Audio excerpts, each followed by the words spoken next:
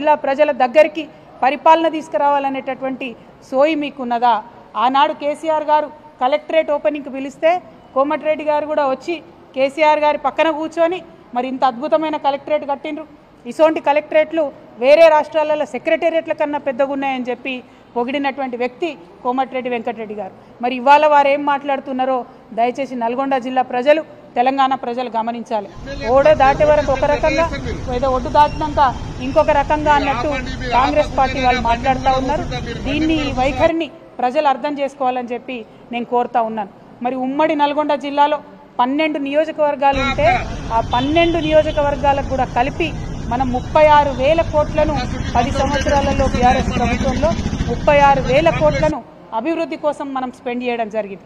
అదేవిధంగా సంక్షేమం కోసం అంటే అది పెన్షన్ కావచ్చు, కళ్యాణ లక్ష్మి కావచ్చు, రైతు బంధు కావచ్చు, రైతు బీమా కావచ్చు, ఈ కార్యక్రమాలకు అన్నీ కూడా కలుపుకొని మనము 42,000 కోట్ల రూపాయలను నల్గొండ ప్రజలకు ఇవ్వడం జరిగింది. మా పాలన ఎట్లుండే అంటే ప్రభుత్వంకి వచ్చినటువంటి ఆదాయం అంతా కూడా పేద ఇంటి బిడ్డకు అక్కడికి రావాలనేటటువంటి ఆలోచన మాకుండే. ఇవాళ ఏం జరుగుతున్నది?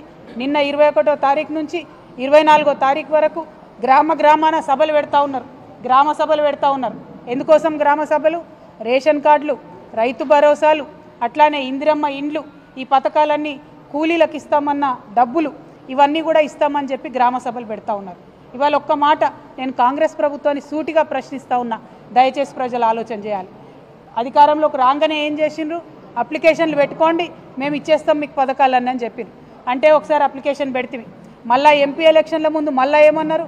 లేదు అభయహస్తం అప్లికేషన్లు పెట్టండి అన్నారు. మళ్ళీ ఒకసారి లైన్లలో నిలబడి అప్లికేషన్లు పెట్టినాం. ఎంపీ ఎలక్షన్లు అయిపోయాక ఏమన్నారు?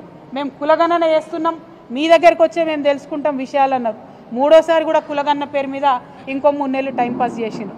మరి మూడు సార్ల ప్రజలు ఇచ్చినటువంటి అప్లికేషన్లు మీ దగ్గర ఉండంగా, ఆల్రెడీ మీ సేవలో పెండింగ్ ఉన్న లక్షలాది అప్లికేషన్లు ఉండంగా మళ్ళా గ్రామ సభలు పెట్టి కొత్తగా మీరేం సాధిస్తూ ఉన్నారు?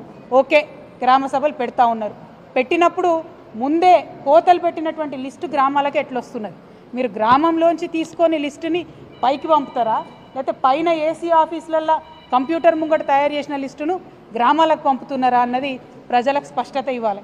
ఎందుకోసం ఈ మాట చెప్తా ఉన్నా అంటే ఇవాళ మన రాష్ట్రం మొత్తం చూసుకుంటే 50 లక్షల జాబ్ కార్డులు ఉన్నాయి.